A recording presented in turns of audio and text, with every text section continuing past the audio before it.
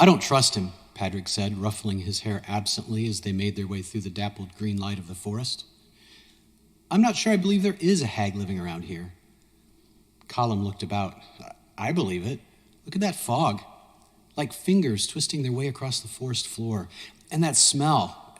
Acrid, sharp. I've always heard that's a sign of a hag nearby. Well, how's that supposed to help us? If fog is a sign of a hag, then we're walking right into her lair. Patrick halted suddenly, decisively. We should turn back. Come on, let's go. Colum grabbed at the arm of his larger, stronger friend. No, wait. If we turn back now, she'll find us for sure. Right now, we're probably already past her. Just a little further and we'll be home free. The two men ventured deeper into the forest until at last they came to a cave entrance entwined with delicately flowered vines. Patrick stopped and studied the beauty of the scene, frowning. Colum, this isn't natural. Colum laughed. What do you mean? Those are the most natural vines I've ever seen. Patrick shook his head. No, look. Every flower is precisely the same distance apart. Every leaf is turned to catch the sunlight at a slightly different angle. It's certainly beautiful, but not natural. A deep chuckle from the forest startled the men, and they whirled around. Patrick drew his sword, then cursed softly as a massive green-scaled head emerged into the clearing behind them. This is much, much worse than a hag, my friend. Colum sighed. I know, but I promise you'll be safe. I'll be... Patrick turned wide eyes on his friend. What do you mean? Colum, what have you done? The smaller man was pale, trembling. It was the only way to protect my village, and he said he wouldn't kill you. Kill him? The dragon said, acrid green, poisonous fog emanating from its massive jaws as it drew close. Of course not. I gave my word. But he will serve me, as is only fair. Without warning, the dragon lunged toward the men, its jaws stretched wide. Patrick leaped backward and fell into the cave entrance as the jaws snapped shut just beside him. Colum never had the chance to cry out, and then the dragon was chewing and swallowing. It turned to eye Patrick with a grim smile. Of course, I made no similar promise to your friend. A nice, tasty morsel. The smile dropped from the bloody jaws. Now, into the cave, peasant. Your muscles and your wit may be useful for me for a few days. After that, well, we shall see. Welcome to the dungeon. That's Teachers in the Dungeon. I'm Tom Gross. I am Dan Ream with no creativity left. I used it all up writing a vignette. So. Oh, well, it was magnificent, and I knew right from the start that there was no hag in that forest. But you turned, nice twist on the how they got there. That was very good. Very enjoyable. Well, you may have guessed today is our day to talk about dragons. Yes, and since we're in March, St. Patrick's Day, green is an important color. I thought only fitting that we look at some green dragons. Was that a bit of an Irish accent the green dragon had? Oh, no, I was just trying to do English. Oh, I don't know. I'm bad at that. So I did use kind of Irish names for the two guys. Okay, Patrick and who's the Colum. Colum, yeah, poor Colum.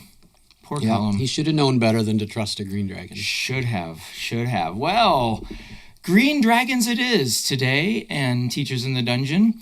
Lots to talk about with green dragons. Yes. So we're going to follow the same structure that we have before. So we'll take with our other dragons. So we'll take a look at lore, their behavior and their family relations, any notable famous dragons, green dragons, their habitat, and then their stats and abilities, how to use them in a campaign, how to roleplay them, that sort of thing. Okay.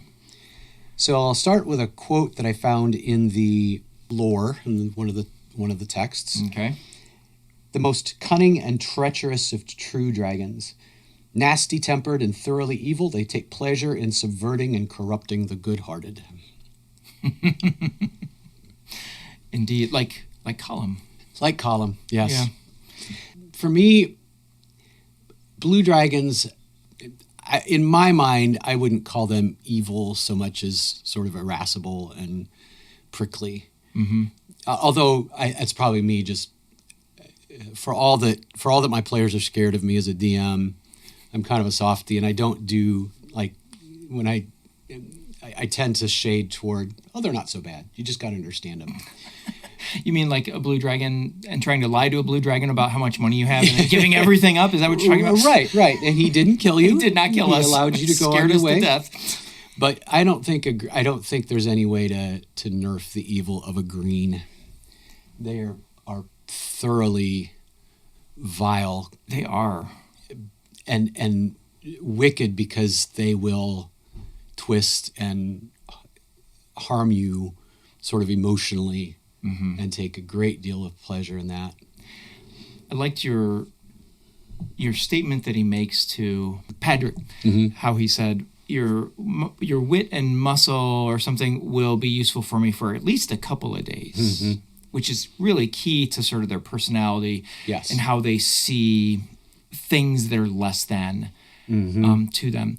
Another thing that struck me as you're talking about this, when I started reading the description of a green dragon, initially I was like, oh, maybe green dragons aren't as bad as I thought they were because of their love of nature, I suppose. Yes. Like they come across as, in one way, they come across as balance in nature and living amongst things that are wild, which seems not all bad. Right. But then the purpose behind kind of gets very ugly very quickly. Yes. So that lore is there, which you're referencing. I know that they don't just, you don't just find them in forests. They curate and garden actually, and produce beautiful living works of art is the way it's been described, which is what I kind of tried to reference in the introduction. And so there probably is that aspect that we'll get to it later that you could maybe reference. But this is kind of random, but it didn't strike me until I was actually in the midst of reading what I wrote just now. Honestly, green hags and green dragons, obviously totally different levels of power, but they play kind of the same. They will speak, they'll talk, they could be very charming if they want to be, but their goal is to corrupt and twist and damage and hurt. Okay. Full stop. So interesting. I don't know if that was intentional on the part of the folks who created the monsters for this edition or not, but it's kind of an interesting parallel. Yeah. I did like the comparison, like that they thought they were heading toward a green hag, and it ended up, I did like that part. So some of the other things, they are obviously, if you're already familiar with D&D in general, you know, they are the third most powerful of the chromatics. So they're right in the middle. Blues and reds are more powerful than they are. They're, again, above the black and the white dragons. They are as interested in gaining power as they are treasure, which is a little bit unique. Yeah. They like treasure, but they would much rather have a stable of minions that they control, particularly if they are notable in some way. Yes, I was just going to say that came across to me as sort of a stark fact about them and their treasure is living treasure is really almost as more important to them. And as you just mentioned, they prefer to have the local hero under their influence, or a powerful bard or a sage, and that to them would be valuable, which I think is a really cool piece. And I think when we get to talking about how to use them or adventuring, that might be a cool way to use them. Yes, I would agree. They do. It's not that they don't like physical treasure, and I know you weren't saying that, but the other thing I did note is that they will obviously, they do tend toward green gems that they prefer. Although I did read that they like a sprinkling of the other colors as if flowers in the natural environment, which I think is kind of interesting. Some other things just to to keep in mind as far as lore about them. Their typical servants, particularly when younger, would be kobolds, goblins, ettercaps, orcs, yuan-ti, and ettins. Okay. And I get the feeling they trade them out as they move up. Oh. There's no sense of loyalty. Right. That if you're useful, you're good. Mm-hmm. And the minute you're no longer useful, Your dinner. yeah, or a lure for something else. True. Yeah. One thing, when just not to go back, but just talk about the treasure. Something that I had come across in one of the resources talked about how they like musical instruments, wood carvings, and sculptures of humanoids. And it just made me think it kind of links to the whole idea that they like local heroes and notable individuals. I have a feeling it's because they like to have power over things. And so the more powerful something is that they have power over, then that makes them feel even more powerful. And I thought all of those things that are material, the instruments, wood carvings, and sculpture of humanoids subjects, you wouldn't have a sculpture of an ordinary person. It's going to be a sculpture of somebody of influence, most likely. Musical instruments are traditionally saved for those of talent or to entertain those of nobility or of power. And so all of those material items that they like to collect are things in humanoid society that would be of influence. So I think that's kind of cool. It ties in. And the last bit of lore I have is that they're pretty vague on this, and I'm sure it's intentionally vague, but there seems to be some connection to the Feywild, green dragons, which makes sense, and to the Queen of Air and Darkness, who's the unseelie Fey queen.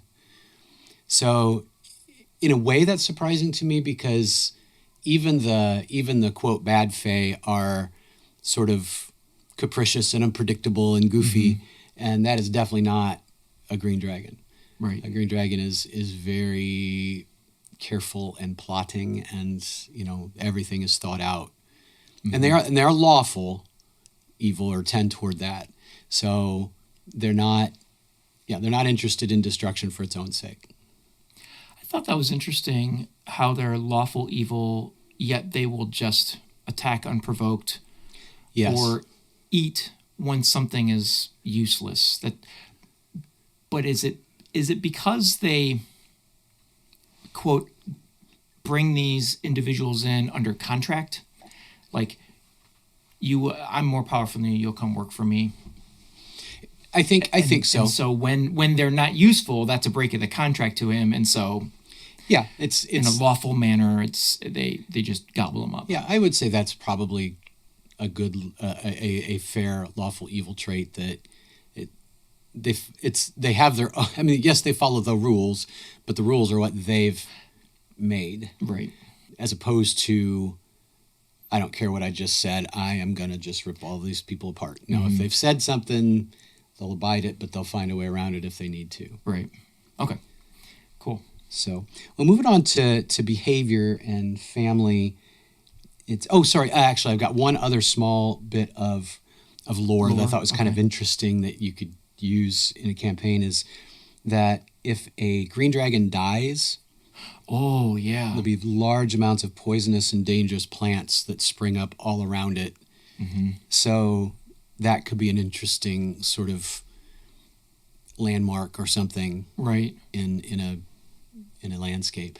I'm kind of picturing what that might look like. Just this big cluster of nasty, sickly, beautiful but deadly. But what you might find inside, like if the horde is there, or if something legendary is what killed it, and it's still in that thicket, would be kind of cool. Sorry, I'm jumping to our no, that's all right. That's all right. Part. It's easy to do. So as far as their behavior, we spoke about the fact that they're the third most powerful. They have no problem at all acting weaker than they are. They have no problem at all if they do come up against a stronger foe of being very obsequious and fawning and rolling over and doing everything to protect themselves or I should say protect themselves, make themselves seem like not a threat. Right. But then they just lie in wait and they'll study. And for decades. Yes. Just study that, act like they are like their best buds, like they're a faithful ally and servant until they find the weak point. Mm-hmm. And then as soon as they found it, when they choose, they'll go Strike. for it. Yes. They'll eat anything, but they love to eat elves. That's just that's interesting. I think that's interesting. It's like, they're the Kit Kat of humanoids. I was thinking the veal of, but I think it's potato. Yep, that's right. No, I think I think about what is it about elves that would be so pleasing to a dragon? How is an elf different? I mean, I know they are, but I'm just. I think from giving the Tolkien-esque infusion that's still there in D&D, the elves are just a finer, more refined type of creature than a humanoid. Sure. So I actually kind of meant, veal is a very tenderest beef you can get. So maybe they're the beef tenderloin of humanoids. I mean, no gristle, right? Exactly. No fat, just pure deliciousness. And they're in nature, and so because of the nature of green dragons, and maybe, but I also thought elves have a magical aura about them that may be pleasing to a dragon as well. So. But yeah, they'll eat anything. Even if they are hungry enough, they will eat shrubs and trees and things like that. It's kind of like me with salad. I'll eat anything, but salad's the last thing that's going to go down. I kind of imagine a green dragon in that stage, like going around and finding the ugly plants to eat because he doesn't want to ruin the beauty of the forest. So what's the ugly tree that he would gnaw on for a while? Definitely a mulberry. Mulberry. Or a boxwood. Ooh, a boxwood. Yes. So some other things connected to that, to food, I would guess that they sort of like to play with their food because they love to terrorize the weak. If you stumble into their territory, they may attack without warning, but they will probably stalk you for a while and probably creep you out, freak you out. Another thing I thought was interesting is they never kill an entire party. Oh, I didn't come across that. They will leave one alive because they want to gather information. Okay. And they want to perhaps use them as a slave. So I could see a green dragon, again, we're jumping ahead a bit, a green dragon purposely leaving the most impressive or strongest member alive. Okay. That tracks, yeah. As a more useful slave. Mm-hmm. Anything that you've got? The things I have as far as like temperament go are the things you've already talked about. The double talk. They're master, or I wrote down liars and masters of double talk. They'll scheme for decades and decades. Sometimes that's a hard thing to think about as a DM and dragons. Is a dragon, especially here in Green Dragon, most dragons, they're not, what's the term, rash. They won't make a quick, stupid decision. Yes. They will sit and, as you mentioned, watch and think. And here it was noted in the books that they will wait things out for many, many years if it has to. So a lot of times when you do encounter a green dragon, it's likely that this is not something that is just happening. When you encounter a green dragon in some sort of an adventure where something is in action, this is something this green dragon has planned for many, many years. So you should expect to find them in the middle of their plots. Right. So that's about all I had as far as temperament goes. Yeah. Creepy things. I mean, scary. They can be super scary. And you mentioned how they will follow and sort of torment you. They've got some region. Are they actions? Region actions? Their actions. Regional, yeah. Yeah, regional effects. That's the word. That can really help with that creep factor. So we'll talk about that in just a bit. Yeah, that'd be good. Other behavioral things, they are smooth and sophisticated when dealing with outsiders, but apparently just loud and crass when dealing with each other or other dragons, which to me is a fun thing the writers threw in, because that is totally unexpected, but that would be so fun. Again, we're jumping ahead to DMing, but to have the characters, if they're trapped, what happens if the green dragon's mate shows up and the voice changes and the language changes, and oh my gosh, I hope you do this to us sometime. I think that could be so fun to play. Connected to the mate, they are solitary creatures. They will work together if there's a particularly lucrative possibility. They form a very strong bond when they have young. And I thought this was interesting. They're the only chromatic dragon species who are willing to die for their young. Oh, so it's I didn't come across so that. it's That's interesting. cool. The blues are more affectionate parents. These are not affectionate, but they are efficient, and they will ensure at all costs that the next generation lives, which is Okay. kind of interesting. That is interesting. And then as soon as the young dragons have grown up, the two adult dragons say, "It's been fun," and they go their separate ways. Oh. They do not last. It's a very transactional arrangement. So it's just for the purpose of keeping the line. Yep, it seems to be. See, yeah, right. They didn't quite say it that way, but when you add up all the ways that they act, that does seem to be the case. Because wasn't it the amethyst dragon that they basically kick they're caring of the young, but they basically push them out as soon as they possibly can. Yes, with the Okay. goal that what doesn't kill you makes you stronger. Right. So, Okay. This is a little different. yeah. So I'm ready to move on to some of the name dragons, unless you've got some last Sure. bit of. So No, yeah. this was interesting to me. There are at least 24 named green dragons. Yeah, a whole bunch So that's of them. way more than I found so far for any of the others that we've looked at. Lots of them appear connected with the Tyranny of Dragons storyline. Okay. So maybe as we look at red, I bet there's a lot of red named dragons too. when we Oh, get I would there. imagine so. Yeah. So I'm not going to name all of them, but we've got Scion Bloodbane, also known as Kershinthental. That's what I was hoping for, is that you go for those. Yes. Because these names, I'm looking at them like, I don't know. Okay, yep, I know who you're From the looking world at. of Kryn, bewitched and corrupted, an elven king and his entire kingdom. And then one that you also said you were aware of, Darian set up a lair within Waterdeep. Yep. It's interesting, he was eventually chased out by a blue dragon, Yes. which makes me think, okay, maybe I am sort of keying into maybe blue dragons aren't truly evil in some instances in the actual published canon as well. And is it Darren? He has a long name too. Yeah, there's another name. I But, just typed this one down. so Darren, he had designs on ruling Waterdeep eventually. Okay. And he was there to try to find and take over the dragon staff, Okay. which you guys encountered in the vaults of Waterdeep, or I can't remember the name of the adventure now, the book that you guys ran through.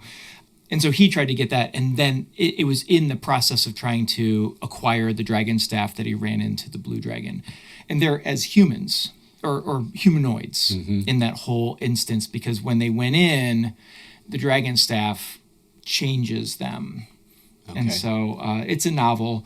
I've not read the novel. I was just looking at the summary of it, but it looks like it'd be if you wanted to learn how to run dragons as humanoids and like their sort of adventure in that realm, that would probably be a cool. good book to read, especially if you're into like urban adventures, to see them in non-dragon form. That would be pretty cool.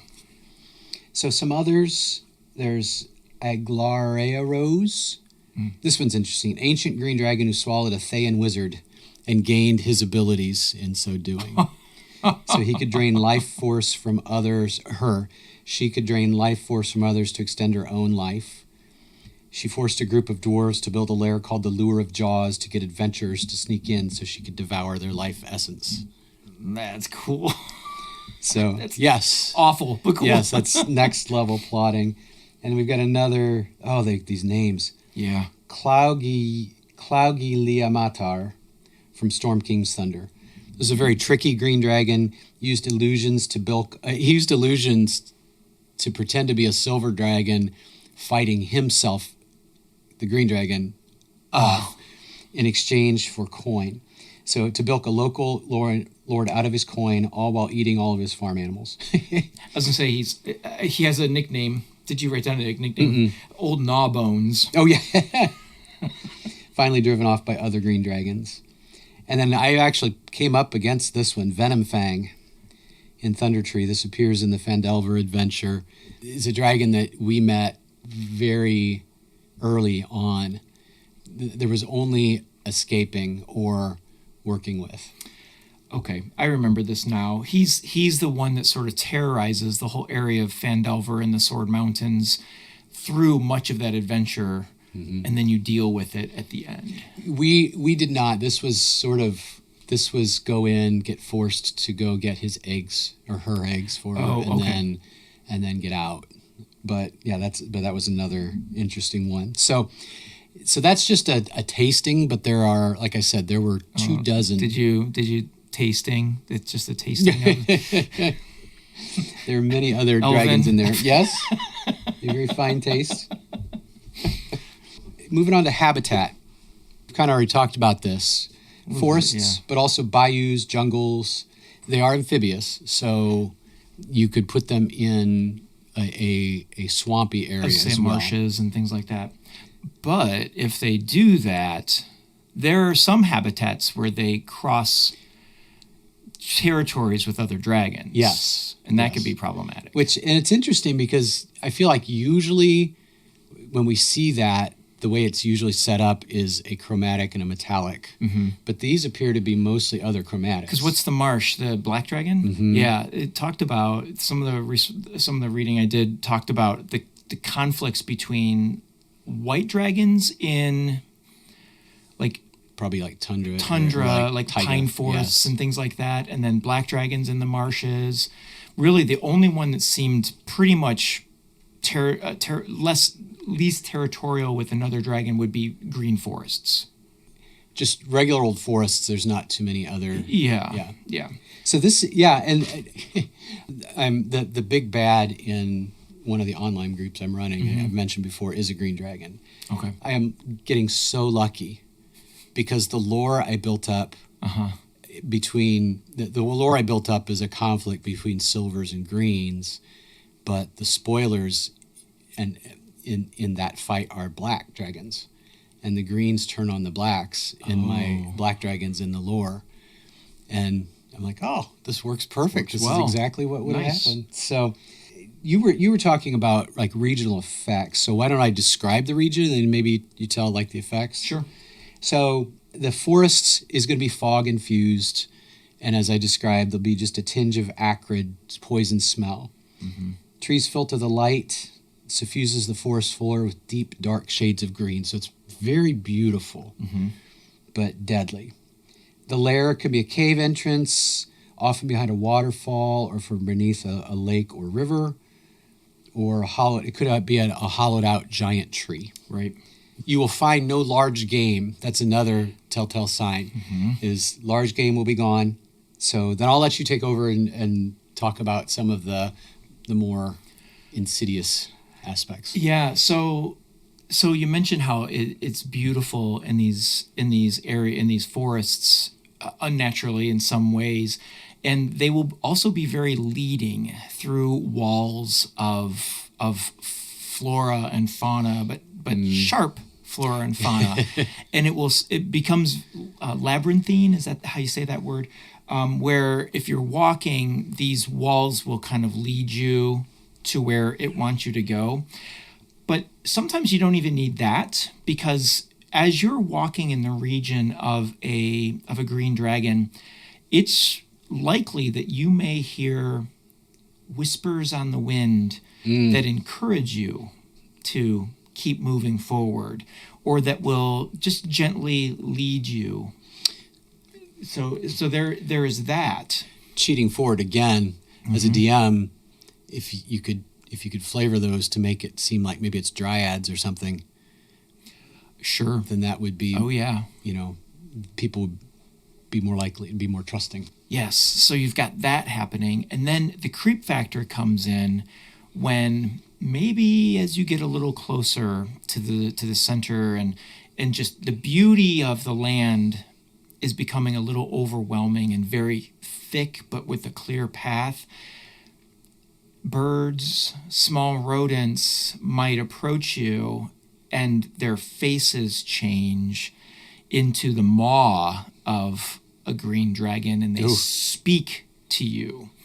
And they might share lore, or they might tease you with something appealing, but at the same time, it's kind of scary and creepy. And then they skitter off as a rodent or a little bird might. So twisted messengers is what you might consider those to be. If you are chasing, let's say you came into this forest knowing what you're chasing and that there's a green dragon, and you see it land and trudge its way into the forest, you may have an extremely difficult time finding its path because it can naturally hide its path. The only way you'd be able to detect the path of a green dragon in its own forest is if you use magical means, which is kind of cool because they're not small creatures. Right. And to think that they can make their way through the forest and then it just sort of covers itself back up. I think that's so cool to think about. Those are probably the key regional effects as you're coming in, besides the fog that you mentioned. It did say in sort of the center where you may come across the actual entrance to the lair, probably very heavily, in your story implied this, very thick with vines or moss cover or something like that to kind of hide, or at least help hide, because the entrance to a green dragon's lair will be hidden. Green dragon's not going to make it obvious that, oh, look, here's a cave. Here, let's go in. As you mentioned somewhere in your description, it might be vines that are covering it. It might be a waterfall that's covering it. So the Fizzbands gives a good example of a lair that comes through a hollow tree, and then what it looks like underneath. And so that gets into more lair. So I'll turn it back over to you for that. So the only other thing I've got for that is that regionally they can use creeper vines to animate corpses and create zombies. Oh, that's right. So that could be kind of There's another cool if you get into a fight with some kobolds or something and you dispatched them and you go on your way and then they reappear as zombies after you. That would be... I was even picturing like the vines are the zombie, like it's like plant zombies or something like that. But yeah, they can take a corpse and reanimate it with those. So I'm ready to move on to sort of stats and abilities. Sure. And I didn't do too much with that. This is things that are easier to look up and just fine. But they're ancient. At their ancient variety is a challenge rating 22. So again, right in line behind the blues. Right. They have poison breath that some sources described as sort of chlorine gas, which would be pretty awful. They are amphibious, as I said. Some of their lair actions, most of their lair actions, the way I saw them, just to summarize, they're sort of varieties of very powerful entangle spell effects. Yes. So what other details did you have? In the lair, they can create a magical fog that encompasses one person and could potentially create a charm and charm that person to, leave or come to its side for a short while until the next turn.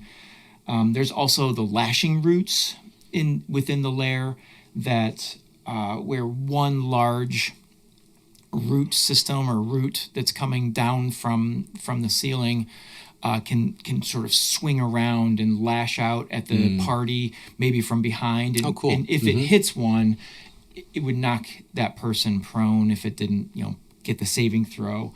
So that could be sort of a surprise to a group. You think you've got a good strategy for setup, and then all of a sudden from behind you or from above you, this root just comes come lashing out.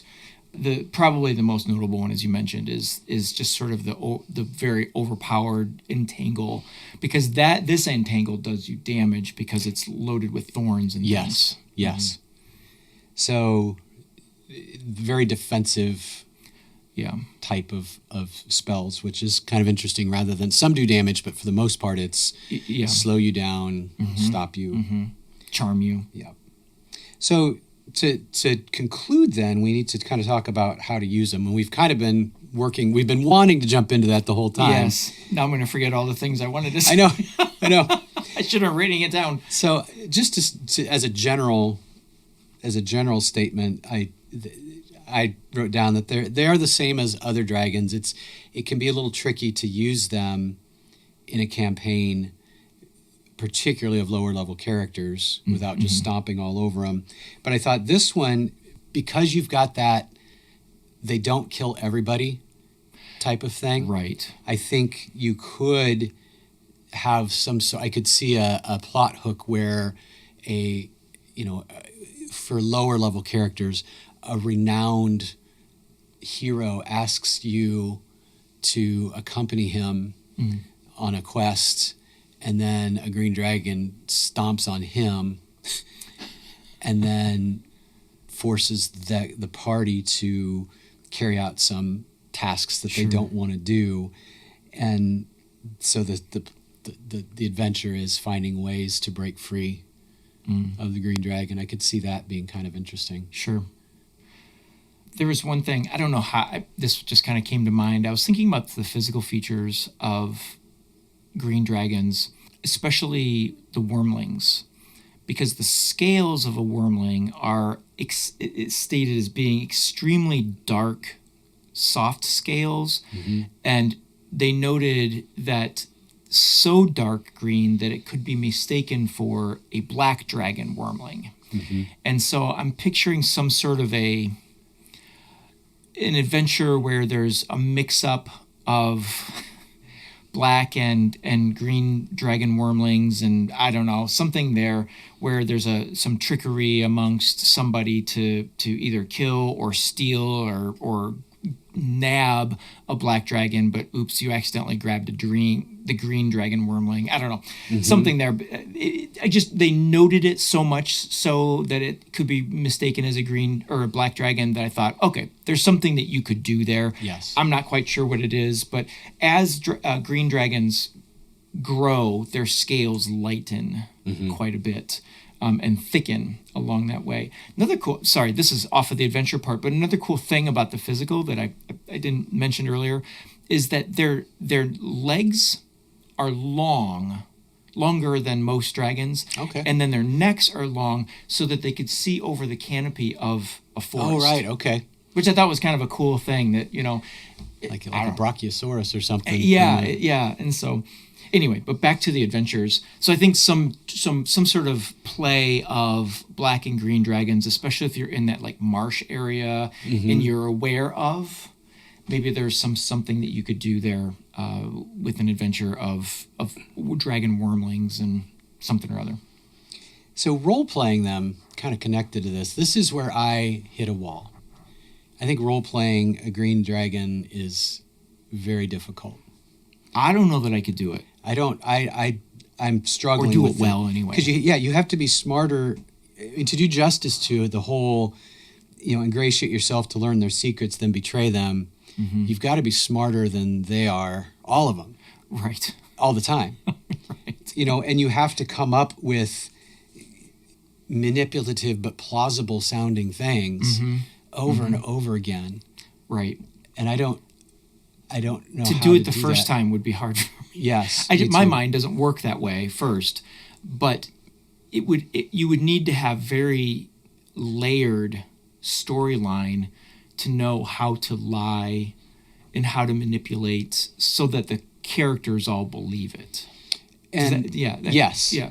And you have to be, and this is the other part where I know it's a game, you're playing parts, but this is where I also run up against another wall is they have to be absolutely stone cold evil in their trickery. They have to be, and again, this is like a hag. A green dragon will engage the characters emotionally and then crush those emotions. Right. And, turn and just kill the most beloved whatever and not even bat an eye. Right. And as a DM, I can't do that. Yeah. Some people might disagree, but I feel like there's a part of me where I think if I were to play a green dragon in an adventure, I would almost have to role play the green dragon through like villagers or people who are under the threat of it, and use the threat more so than interacting with the actual green dragon. So you're talking to people who have experienced this betrayal, this awfulness, and all of this. I don't know. I mean, I don't know. I mean, I'm thinking about that Phandalin storyline where the green dragon is really more a threat than it is you're interacting or trying to do something with it.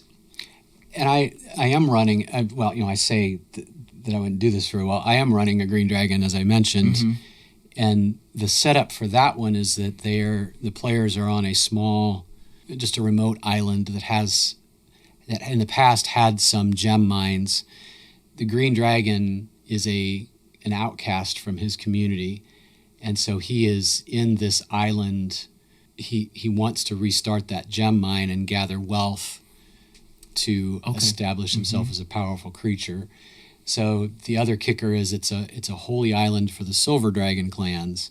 So he's really not supposed to be there. So he does not change out of his humanoid form. He stays humanoid. And so the characters at first stumble across his machinations, and to him they're negligible. So they do have to run from him. That went pretty well. He forces them to do, to perform some tasks, to deliver some messages for him. And then from there, they have to try to avoid his notice as they gather strength. And he's lawful evil. This is a holy island for silver, so he can't be too obvious. So he is trying to get the people in the two towns to vote to put him into power. And so they have to do what they can to upset that. Right. Okay. And so they're heading toward the final showdown now. Nice. And at least one of them listens, so I can't say any more than that. But I wondered how far this was going to go. There's a twist coming that I've tried to telegraph. So I'm pretty sure one of them has caught on. The others, I don't. They keep a very good. They keep their thoughts to themselves, so they may have figured it out as well. So I think that's probably the best way to do it. And then you don't necessarily have to develop all of the super secret, super amazing double crosses. Yeah. The last one I want to mention is I kind of already mentioned it earlier, but to develop it a little bit further, and that is instead of having to play the green dragon, what if you play the legacy of a green dragon? And the green dragon has been finally killed in its lair, and then that lair becomes overgrown with this thicket of poisonous and sharp plants.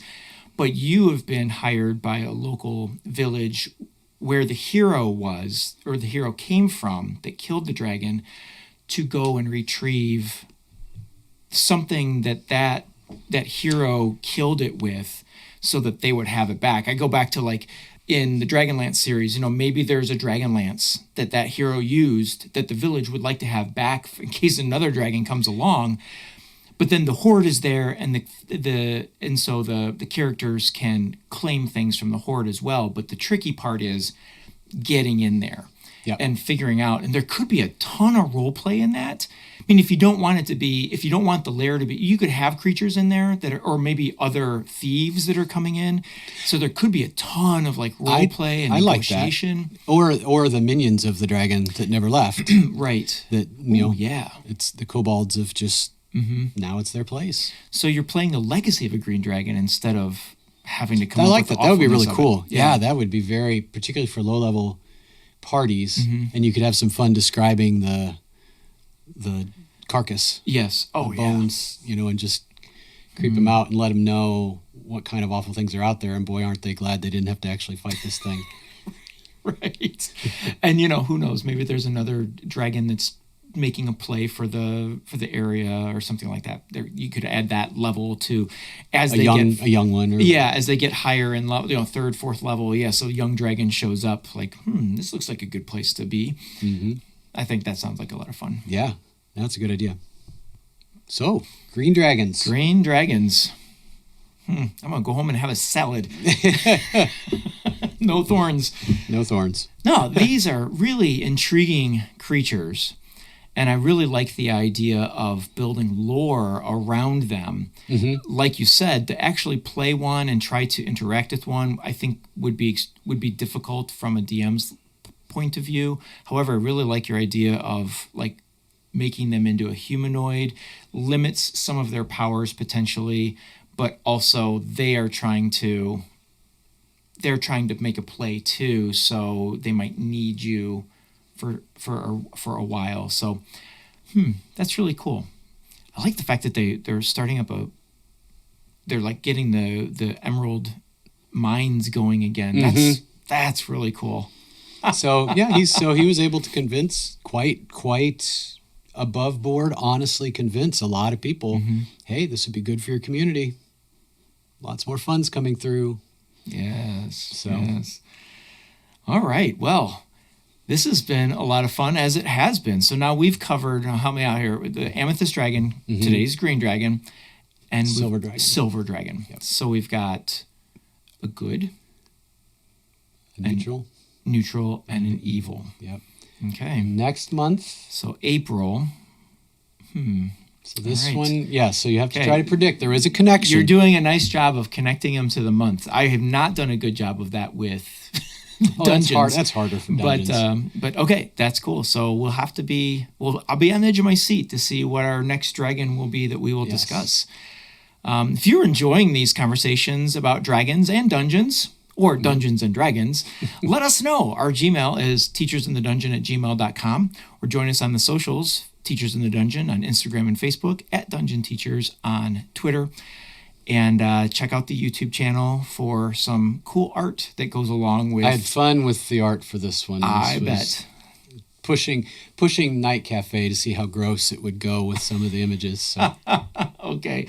Well, I can't wait for that either. So, well, thanks for joining us, everybody, here in the dungeon with us, Tom and Dan. So until next time, keep rolling those 20s.